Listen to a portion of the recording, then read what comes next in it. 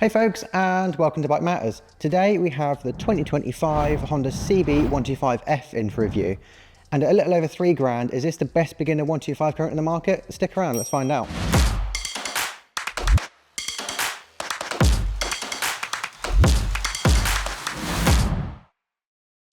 Originating as the CBF 125 in 2008, Honda nailed it with a really simple recipe. Here we had an air-cooled single cylinder that was incredibly frugal, durable, reliable, and just basically got everyone from A to B no matter where they were going.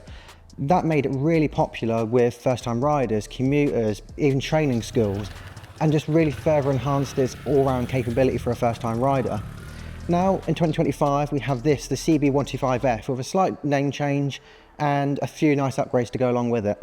Just a quick reminder, but don't forget to hit that subscribe button to keep up to date with everything Bike Matters. Coming in 3 colourways to this model year, we have Imperial Red Metallic, Matte Access Grey Metallic, and this one, being my personal favourite, is Matte Marvel Blue Metallic. And I think this has a really nice glitter to its paint once you look closely. And it really just enhances the no-nonsense styling and appeal to everyone for a mass market.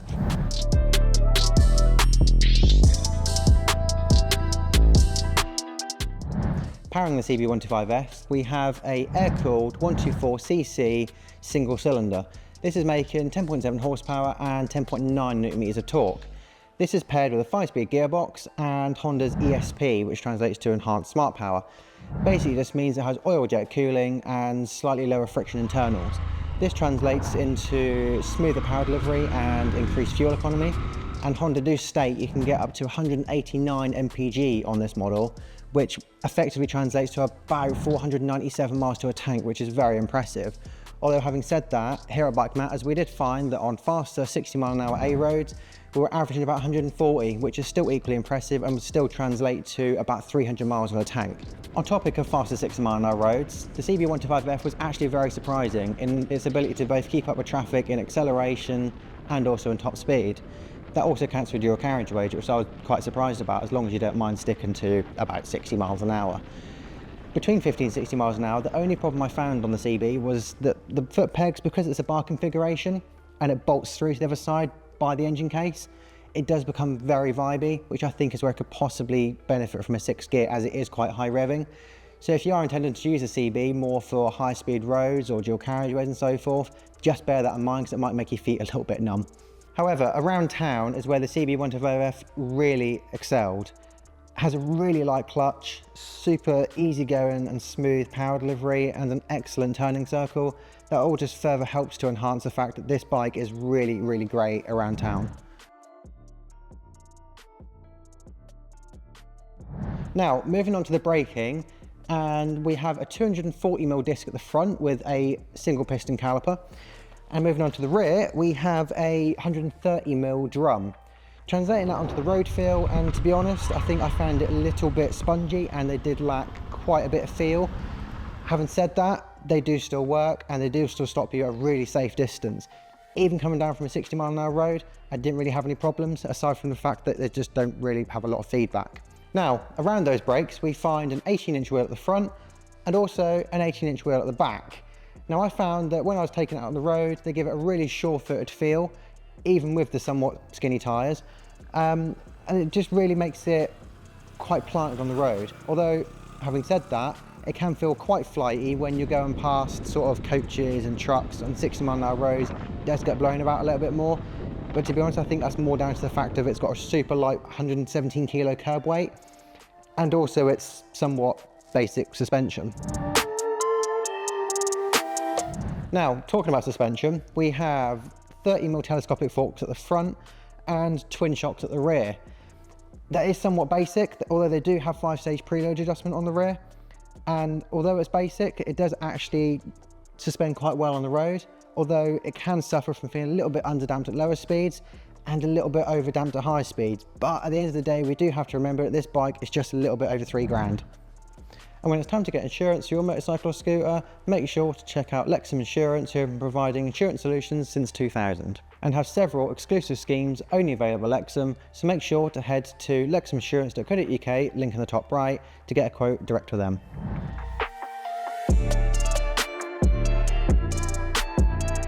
Now, back to the Honda, and typically you would think that at £3,159, the switchgear and everything you touch on the Honda would feel a little bit plasticky or cheap, but that's really far from the truth. With solid, tactile switchgear, everything you touch on the Honda just feels of quality. And for a bike this cheap, that really does speak volumes for the quality of Honda. With a somewhat basic LCD panel for the dash, Honda have addressed this for the 2026 model, and will be coming with a 4.2-inch TFT full colour display, USB socket, which is Type C, and also phone connectivity with Honda's RoadSync. This will be available at the end of the year and will only cost about £140 more. So if you are a fan of tech, it might be worth waiting to the end of the year. With this being the 2024 model, it does still have the LCD panel, but it does have everything on it that you need. It is clear and easy to see, displays all of your fuel data, for example, your average miles per gallon, your range, obviously all your standard stuff, your trips, your totals, and all your live data. But if you are a fan of the tech, it might be worth waiting for the end of the year when the 2026 model rolls out for only £140 more. Although, having said that, the 2024 model year does still come with an LED headlight and also an LED tail light, which is actually quite equally impressive. Now, in terms of the seat, the CB125F comes with a really quite plush and padded seat. It's got quite a low, approachable 790mm seat height, makes it approachable for a lot of riders. And to be honest, when I was out on this, it was something I never even really had to think about, which I personally find is a really good thing. I could easily spend all day in the saddle if I had to. Competitors. Now, if you're thinking of buying the CB, it may be worth considering what else you can get to cover the same job. And the Benelli BM125 does offer a similar power output, albeit of slightly less torque, a 2.5 litre larger tank, and disc brake front and rear, with a 3-piston caliper at the front versus a single piston. This does tip the scales a lot more though, and comes in with a mass of 142 kilos. That's 25 kilos more, and it also has slightly worse fuel efficiency. Having said that, it is £360 cheaper, but again, do remember you won't be getting the brand reputation, resale value, or durability of a Honda. Another one worth considering is the Lexham Alisdair 125. Being liquid cooled, it does come with a bit more power, and to match this, a 6-speed gearbox, something lacking on the CB125F. It also comes with upside down forks, a 2 litre larger tank, and disc brakes front and rear, with a 3-piston caliper at the front versus a single piston. Again, like the Benelli, this does take a hit on the fuel efficiency, with 100 to 120 mpg versus 189 mpg claimed figures on the Honda. Having said that, it is £640 cheaper, but again, referring back to Benelli, do remember you won't be getting the brand reputation, resale value, or durability of a Honda. So there we have it, the Honda CB125F, a really solid, durable and dependable bike with a budget price of a little over £3,000. Just going to prove, why would you fix something that's not broken? So if you're after a bike that barely sips any fuel, will always get to your destination, is solid, durable and dependable, the CB125F could be for you. What do you think of it? Have you missed anything out? Let us know in the comments below. Bye.